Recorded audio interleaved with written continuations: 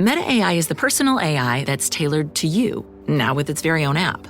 It's built to get to know you, offering helpful answers and inspiration. Looking for something to add to your bucket list?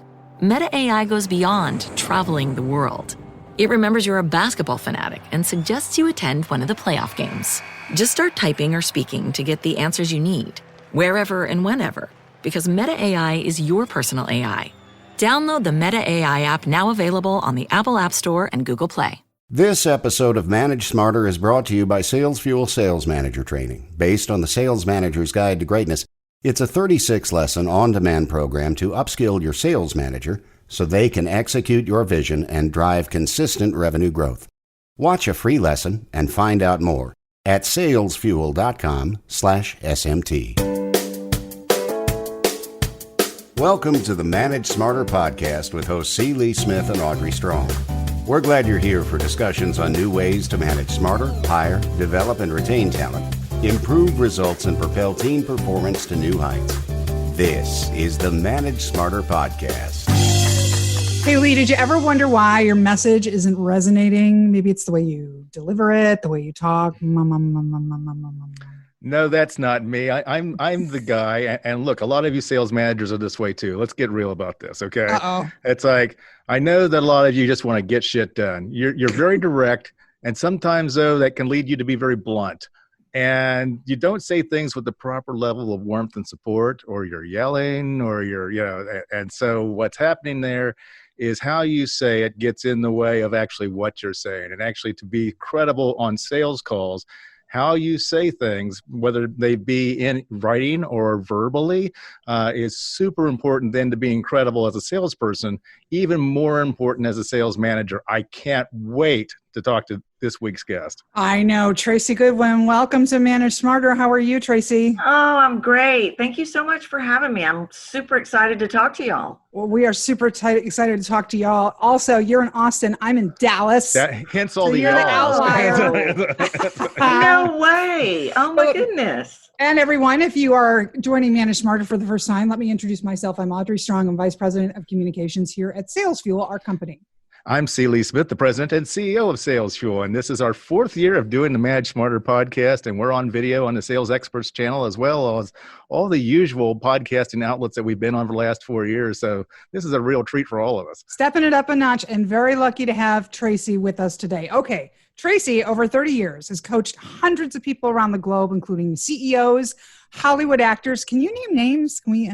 No? Sure. Oh, okay. Ooh, entrepreneurs and leading influencers on how to sound more confident, make a big impact with their message. I encourage you to go to your website and watch her videos. You are very compelling in your videos. It's a great example of how speaking and reading off a prompter should be done. And I will say that. I enjoyed your videos.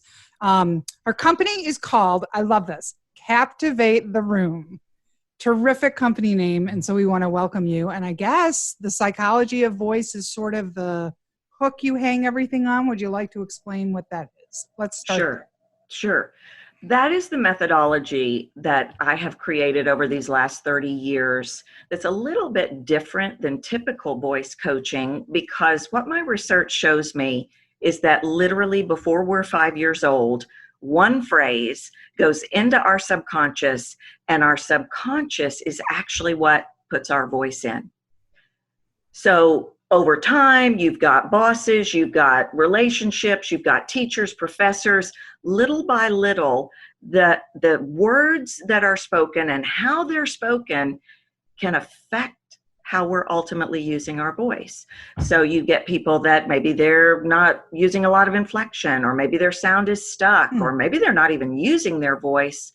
What they don't realize is it's bigger than just speak louder. I want to know why you're not speaking louder. That driver is what's calling the shots. I call it a driver or a voice story. And we've got to move that out of the way, because the subconscious gets us to buy into things that aren't true, like nobody wants to hear what you have to say. Yours was children should be seen and not heard. Yes. But I can't remember what I was doing last week, much less before I was 5. How do I figure out what that thing was, which is why I'm so loud and tend not to shut up? Well, the noise in your head. What is the noise you hear in your head? And I'll work with people, they'll think, and it can go beyond that. It can be something like, I've got to get to this outcome. I've got to hurry up and I've got to get this right. I've got to get this right. I've got to get these words right. I've got to prove I know what I'm talking about. Any of that noise in your head is related to a voice story. And that means there's a voice habit that could potentially be repelling someone, could potentially not, well, it could be costing you. It could not be, it might not be revealing the best version of you. Am I hearing you say that perhaps this goes all the way back to childhood? Yes. Okay. So just as with other types of psychology, and we focus a lot on the psychology of management here on this show, those who've been with us for 4 years. So now this is a very, so tell me about your childhood kind of thing. And it's like, so do you actually have those types of conversations with the people you coach?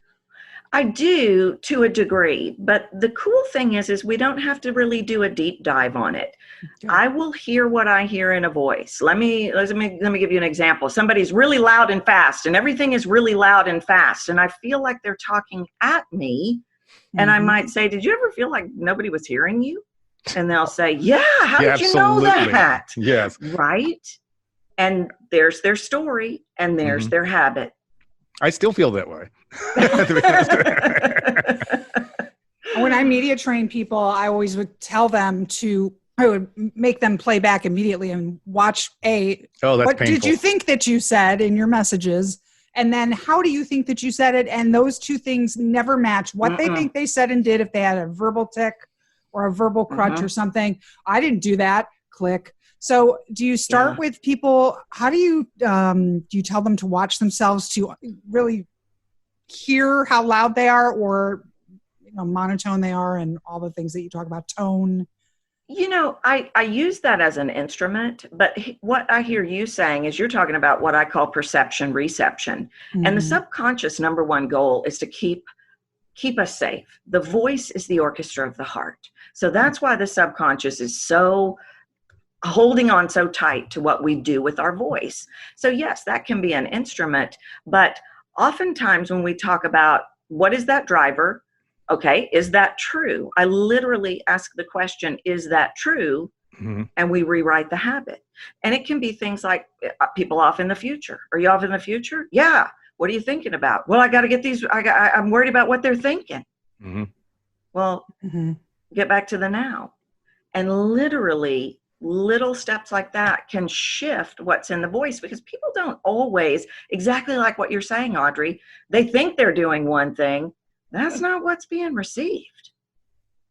What is a voice mask? What's the definition of that? And is that when they unlock the keys to what they're doing, does it just sort of magically disappear once you work with them? Yeah. It's like needing to prove.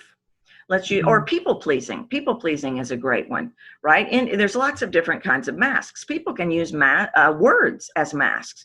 Have you ever known anybody? They give a whole lot of words and they say a whole lot of words and they don't let you do anything, and they don't do anything because they've got a lot of information to give you. You were at this morning's meeting. Sound and fury signifying nothing. Right? And they could have said it in one line. Yes. All right. So that's a mask. So we bring that to their attention. You can do it via audio or video if they'll see what they're doing, or you can literally say, do you need all those words? If you had a bottom line it, what would you say? They'll say one line, and does that feel better? Yeah. And they see the mask. Yeah, having an economy of words is definitely more powerful, more authoritative. Yes. Pretty much every time. If you can put it on a bumper sticker, or if you could say it in a tweet, way better than speaking paragraphs. It's like the person who comes to me that I manage, who never complains about anything and comes in and says something's bothering them. I very much give way to that, because if it must really bother them for them to come in and speak to me about it. Yeah. And that person that talks all the time, they probably don't even realize it. And they don't realize that it's something they're hiding behind. Maybe they're afraid to come in and say, you know what, I'm unhappy about something. So they're going to put in all these words to buffer it. And they're actually hiding behind the words because they're afraid to walk in and go, you know what, I'm upset. because Now, that's scary. that sounds like a lot of salespeople. So let's talk about that. Let's talk about the psychology of the need for approval, which drives a lot of salespeople. Now, mind you, there's that, but of course, we also have to get really good at being rejected, because we're rejected a lot more than we're hearing the word yes. But how does that impact someone's voice, or talking all the time? Do those two things go together? They definitely, but there's a lot of other things too. When you talk about sales and you talk about they're worried about the rejection, let's take that for an example. If I'm worried about y'all aren't going to like me, y'all aren't going to buy from me, I am going to be in the future. The minute I'm in the future, or the minute I'm in the past, like remembering that guy that just said no, or the 14 before him, I am now not able to maximize the power of my voice. So I'll start hesitating, or I'll start doing too many words, or I'll start getting in a higher pitch because I'm asking your permission. I will literally, from whatever is going on in my head, there will be a shift in the voice. And that always happens in past and future. So it could be words, or it could be literal hesitation, or it could be foreshadowing. Now, this is where it gets really powerful. Let's say I've had 10 no's. If I bring those in and that's in my voice, I have literally now put in your subconscious as the listener, you're not going to buy from me. Is there any one element of everything that we're talking about? There's so many components, body language, and but what is the single most important element that most often results in not closing, or people not booking you for a speech, or getting what you want? Is it the tone of how you speak, or is it any one thing? Because I know you talk about that in your website. Yeah, you can close, you can sell. Yeah, That's such a great question. I'm going to have to go with, you reveal to me who you really are. Because when I'm letting you see Tracy Goodwin, I'm not being on, I'm not being this, I'm not being this, I'm not being something I'm not. And so when I don't have when I just talk to you, it's just a conversation. When I let you see who I am, now you're connected to me. Now you can go, that's my girl. It goes from maybe they won't like me to maybe I won't like them. Yes, it puts you in the power seat. That's right. That's a huge shift. People used to come up to me in restaurants. They'd say, "Oh my God, you act just the way you are on TV. You're the same." I said, "It's the same. It's no different." Yes, it is what it is. Yes, and that's so powerful, because so many people. Well, I've got my video voice, and I've got my sales voice, and my superhero voice. Right, right. And we will know you're our person when we hear I call them the bits of you. Like, I already know y'all are my people, because you're giving me the bits of you. And that's the thing people tend to try to hide, because they think, well, I've got to be this. No. Let's talk about several types of management conversations and how the tone of voice can impact how well or how poorly those can go. So let's start off with this one. Let's say that you have to correct someone on your team. They violated a company policy. They're not following the sales process. They're not, they keep making the same mistake over and over again. You need to correct them so they stop whatever that behavior is. What kind of advice can you give for the tone of voice on that conversation? Well, I would not go with raw emotion in the tone, is one of the things that can be really problematic. And we get frustrated. I've said it time and time again, and we work from a place of emotion. We work from a place of frustration. And the minute we go there, the subconscious of our listener shuts down. So and they never hear the word you say. There you go. That's it right there. So internally, you work from a place of empathy. You work from a place of, how do I want this person to feel? What does that sound like? Well, what did you do wrong? What company policy did you violate? Right? It's only one. And it can even go into questions. I noticed that I noticed you were late again, and I'm concerned. And I'm not really That's a good one. sure if you're aware of how important it is for you to be here on time. So I just wanted to have a conversation with you about it. That's got a different feel than you're late again. Mm-hmm. For sure. Right. And you talk about the emotion. Here's one. When you've got to de-escalate someone who's really in the emotional channel and they're really maybe upset or they're crying or something like that. I had an executive coach, outstanding. And when he talked to me, he would use a louder voice, be more stern, hit me over the head with a 2x4 because that's what I needed to hear. Literally, someone came in with their 6-year-old kid and the volume went down, the tone went down, and he's talking to this kid. It's like, and he did it like that. And I'm so envious of that. So it's like, so it's like when we're talking about de-escalation, of course, this could apply to other walks of life, but I'm talking about management right here. What are some tips that you can give for that? No, that too. Well, I love this question, and I call it push versus pull. Okay. And the world, we kind of get to pushing. I got to get louder and I got to get faster for you to hear me. And the most powerful tool you have is pause. And the second most powerful one is quiet. Water seeks its own level vocally. So if I'm yelling at you and you yell back at me, nobody's going to hear anybody. You put yourself in control by controlling the conversation. So if things are hot, I'm going to come down here. And I always like to equate it to driving a 5-speed car. We can't be in 5th gear all the time. Sometimes I got to go down here to 2nd. But if I want to de-escalate, I just did more research on this weekend. That is so powerful when you bring it down here. It has dramatic effects on the body, on the emotions, on everything. And that can be hard sometimes, especially if you're feeling the emotion too. Our gut reaction is to yell back or to snap back. But that's the work, is let me just talk quietly to you.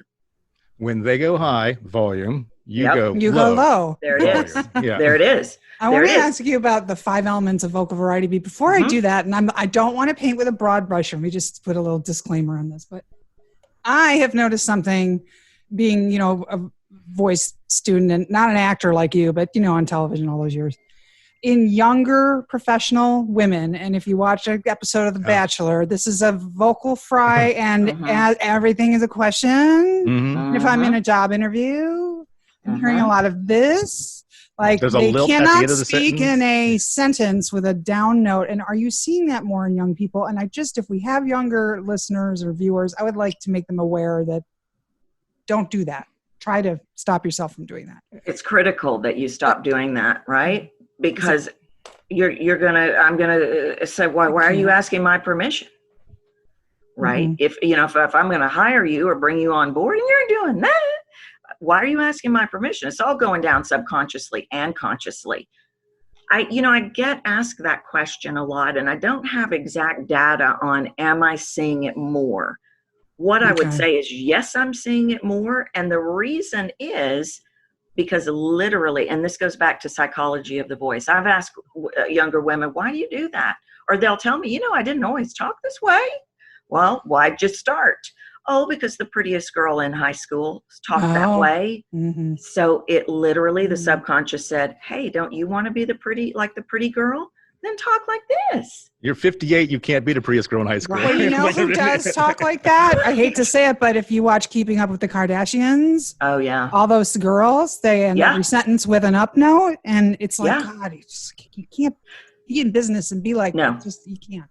No, it's my most viewed video. It's my most viewed video on YouTube. It's about about a lilt. There you go. Oh, yeah. So right. That speaks volumes. Well, yes. Yeah, mine, the other video of yours that I found fascinating, but I'd like to have you share a little bit with our audience at Manage Smarter, especially those of us who grow up in the Midwest, is speaking more slowly. And especially when you're in a sales meeting and everybody in the meeting likes to talk. and you feel like you've got to get the words out of your mouth before someone interrupts and jumps in or something like that, or you've got ADD and you feel like you're going to forget what you're saying before you actually get the words out, so you rush. What kind of advice can you give to fast talkers? That is the weakest tool in the toolbox. And I say that carefully because the stories that you've created and the stories you've been told about fast, that's where the problem is. I have to go fast, they're going to cut me off. Just like what you were saying. I have to go fast because I'm going to forget the words. That it's a protection mechanism. A lot of people, there's a million reasons why people go fast. But the minute you go fast and everything has the same note, I don't even know what you're talking about. I don't know what you know. Even if I work for you, even if I do what you do. So you take off down the races and everybody takes off down the races. Now, all of a sudden, everything has the same value. And every 7 seconds, our brain tells us to check out. If you're down the track. I didn't know that. Yeah, well, it used to be like a minute and a half when I started this work. Wow. So 7 seconds and you're off talking. I don't know what you're talking about. What if I was talking like this and y'all don't know what I'm talking about? You'd be like, hey, what's going on the news or Facebook or whatever? Your brain would check you out. Well, the brain needs a little bit of comfort. It needs a little comfort because that's an uncomfortable place in trying to keep up. And I say this now, oddly enough, as the listener, even though I've been guilty of it as the speaker. And people in my company are listening to this right now and having a good laugh right about it. They're nodding. Yeah.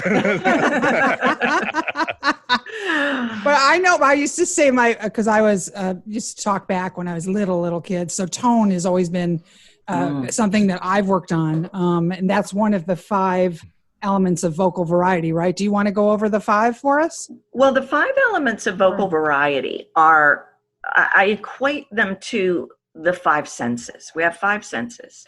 Okay. And if you look at little children and listen to them versus listening to a 40-year-old, you'll notice a difference. The 5 elements of vocal variety are pause, elongation, which is super easy for me, loud and quiet, loud and soft or quiet, fast and slow, and high and low. We want to work with all of those. And what we end up doing is far too many people end up giving everything the same value. So if everything is the same, how am I going to know what's important? And why would I even listen to you when that 7 seconds kicks in? Do you know what I'm saying? And you have no idea who I am or how I feel. So we want to use those 5 elements of vocal variety. Everybody has them. And then that creates an emotional connection because I say, I really love something, whatever it is, that creates a degree of emotion. Now you love something. Now we're emotionally connected. Are those elements just tied to the message about the message that you're trying to convey to the other person, or do you find that you use those elements based on the personality of the other person? So if I'm a straight shooting, get stuff done manager or whatever, I'll use one thing. If I'm an IT guy, I'm very analytical, an IT gal, I should say, and very analytical. That's it. Or if I'm someone very emotional, so. Does it get tied to the personality of the person, or is it strictly then just to the content of what you're trying to say? I think it definitely is to the person. It is definitely to the person, and it goes all the way back to that story. But you could, and I can't say across the board, introverts are going to be working in quieter. I can't say that 100%. But yes, a shyer person is not going to gravitate to loud and fast. And everybody has a go-to. Everybody has, by this point in the game, most people have one that they gravitate to. And it got locked in because the time that they were loud, somebody said quiet. And the time that they were, it morphs along the way. So that by the time we get older, we tend to just be working in one note. And we really need to work in all the notes. And it's really linked back to, how do I feel about what I'm talking about? Think about like excitement. If I want to get you excited about this product or this service I'm selling, I need to put that in my voice to get you excited. That doesn't mean I have to do like that. It doesn't mean that. If every sentence ends in an exclamation point, then nothing is exciting. No, and that's it exactly. You want to play all the shades. Mm-hmm. You don't want one note of excitement or one note of this, or you want to. Everything can't be awesome all the time. Totally. And everything, and everything can't be awful either, right? Yeah, Yes. imagine like being a songwriter and only using one note. it's like Oh, that's such a great analogy. Yeah. So true. I know what I just remembered now, and I love this. It popped in my head what I think my moment was from being a kid. So when we were loud in the basement, my father would be upstairs having a martini, and he'd yell downstairs. He'd go, "Keep it down to a small uproar." Yeah. Small uproar. Yeah. That's pretty accurate. It's huge. And that's the way, and that's it literally right there. That's all that has to happen. I've had executives in the middle of a conversation go, "Oh my gosh, I know why I speak so fast." I remember at the dinner table, my father would look at his watch and go. And we would have to hurry up, or whatever it was. Wow. And then we just play it out, and then we can go, "Okay, do you need to do that anymore?" And they're like, "Well, no." So now all of a sudden they can go slower. What's the best gear to start a meeting or a presentation in? So it's like first words out of your mouth. Okay. So he's like, you treat it like a car where you go from first to second to third and so on, or do you start right at it, as you say, fifth gear or whatever. So we grab their attention and we're off to the races. What's your advice on that? I'm all about a strong opening. I'm all about coming out of the gate strong. And it has to be your version, right? Like I work at a really high vocal energy. You can't go into like ramped up mode because you want to come out of the gate strong, but you don't want to start off the meeting like, "Well, y'all, what do y'all think?" You don't want to start there either. What is a way you can get my attention? The way you can get my attention is you come out of the gate strong with the highest vocal energy that fits you, and you hook me.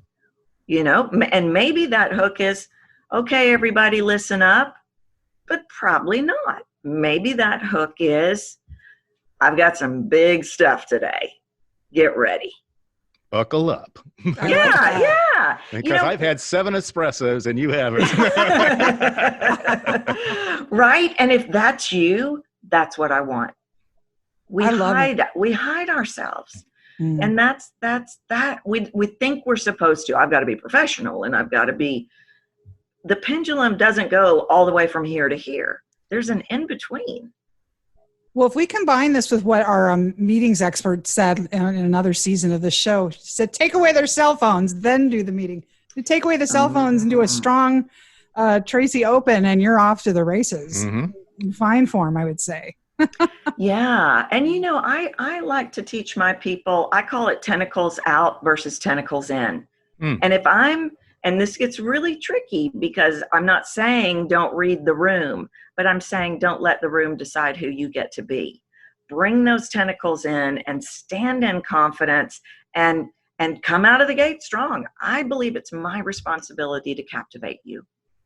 Say I'm a manager or I'm a VP or something watching the show right now, and I know I've got issues with this. I know that, that I was able to get here, but I'm not going to be able to get there unless I work on this.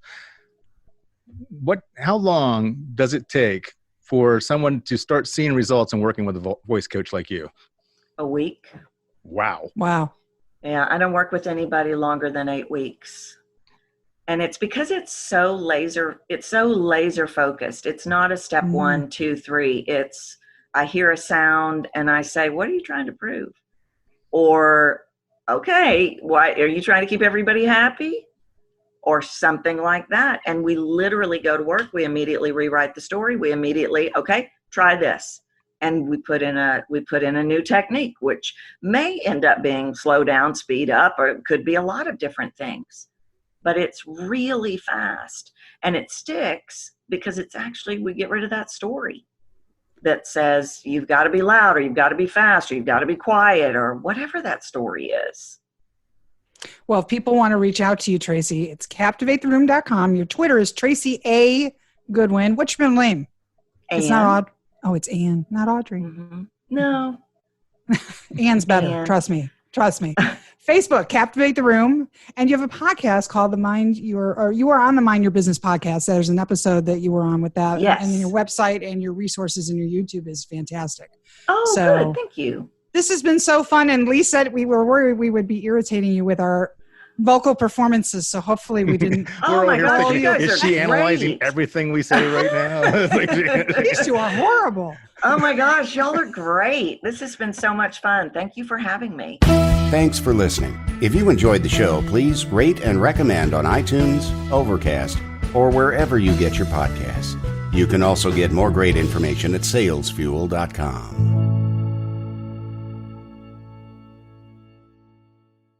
This podcast is a part of the C-Suite Radio Network. For more top business podcasts, visit c-suiteradio.com.